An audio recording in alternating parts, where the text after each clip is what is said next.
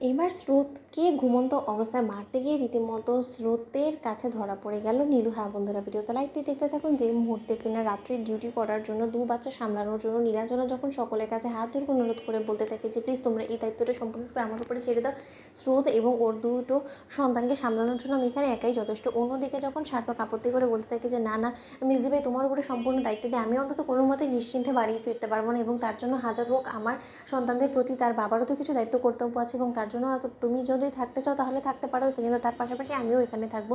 অন্যদিকে নীলু বলতে থাকে যে বার করে সার্থক আমার কাজে ব্যাঘাত ঘটানোর চেষ্টা করছে, এই সার্থককে যে আমি কী করে এখান থেকে সরাবো, সার্থকের উপস্থিতিতে তো আমি কোনো মতেই স্রোতের সর্বনাশ করতে পারবো না। অন্যদিকে যখন স্রোত ও সন্তানদেরকে নিয়ে অবশেষে গভীর ঘুমের ঘোরে চলে যায়, ঠিক সেই মুহূর্তেই সার্থকের বড্ড বেশি টায়ার্ড লাগার কারণে সার্থক যখন বলতে থাকে যে মেজি ভাই তুমি বরঞ্চ এক কাজ করো, তুমি ওকে একটু দেখো এবং আমি কিছুক্ষণের মধ্যে আসছে, আসলে আমি একটু কফি খেয়ে আসি, তুমি কফি খাবে তো? ঠিক সেই মুহূর্তে নীলু বলতে থাকে যে হ্যাঁ তাহলে তো ভালোই হয়। অন্যদিকে নীলু বলতে থাকে এই একটা সুযোগ, এই সুযোগটাকে যে করে হোক না কেন আমাকে কাজে লাগাতে হবে।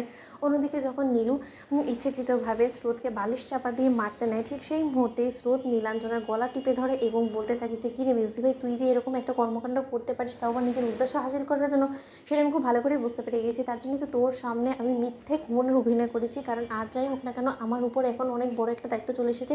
ঈশ্বরের আশীর্বাদে আমি দুটো সন্তানের মা হয়েছি, তাহলে আমার সন্তানদেরকে অবশ্যই তোর মতন একটা জালিমের হাত থেকে রেহাই করার জন্য, সুরক্ষিত রাখার জন্য তো আমাকে সবসময় সজাগ থাকতে হবে, নয়তোবা তোদের মতন এরকম সর্বনাশীদেরকে কী করিবে আমি হাতে নাতে ধরবো বলতো? এই তো দেখ না, তুই আমার ঘুমের ঘুরে সুযোগ নিয়ে কী সুন্দর আমাকে বালিশ চাপা দিয়ে মারতে চলেছিলিস। তুই কী মনে করেছিলিস যে আমাকে বালিশ চাপা দিয়ে আমাকে এই পৃথিবী থেকে তুই সরিয়ে দিয়ে তুই রীতিমতো আমার দুটো সন্তানকে আমার কাছ থেকে কেড়ে নিবি? না রে দিদিভাই, তুই ভুল করছিস, কারণ তুই জানিস না হয়তো বা আমি যদি পৃথিবী থেকে চলেও যাই তাও আমার অবর্তমানে সার্থক থাকবে, এবং সার্থক নির্দ্বিধায় কিন্তু আমার দু সন্তানকে একাই মানুষ করতে পারবে, কারণ ওর পাশে ওর সঙ্গ দেওয়ার জন্য পিসিমণি থেকে শুরু করে বাপি ওরা সকলেই আছে। কিন্তু তুই একবার ভেবে দেখেছিস আজকে যদি তোর আসল মুখোশটা আমি সকলের সামনে টেনে ছিঁড়ে ফেলে দিই তাহলে তোর কী হবে?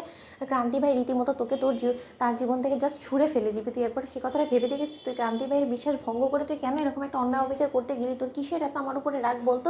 নাকি তুই আমার কাছ থেকে আমার সন্তানদেরকে যে কোনো মূল্যে ছিনিয়ে নিতে চাইছিস বিধে তুই একদমই নিচে নেমে গিয়েছিস? তুই ভুলে গিয়েছিস দিদিভাই যে তুই মা হতে পারবি না বিধায় তুই কিন্তু রীতিমতো আরেকজন মায়ের প্রতি অন্যায় অবিচার করছিস, এবং আমি তোর মায়ের পেটের বোন, তুই কেন এতটা অন্ধকার জীবনের দিকে আবারও নিজেকে ঠেলে দিচ্ছিস বলতে? আমি মানছি যে তোর মধ্যে একটা প্রতিবন্ধকতা আছে, তোর মধ্যে তোর এই বন্ধুত্বের জন্য তুই কোনোদিনও মা হওয়ার সুখ লাভ করতে পারবি না, সেই জিনিসটার আর ক্ষত তোর জীবনে এখনও পর্যন্ত কেউ ভরতে পারেনি, কিন্তু তাই বলে তুই এরকম করে আমার সর্বনাশ করে তুই আমার সন্তানদেরকে আমার কাছ থেকে কেড়ে নিয়ে তুই কি মনে করছিস তুই আদৌ সুখে থাকতে পারবি? এরকম করে সুখ পাওয়া যায় না দিদিভাই। তো বন্ধুরা লাইক এবং শেয়ার করে সাবস্ক্রাইব করতে ভুলো না।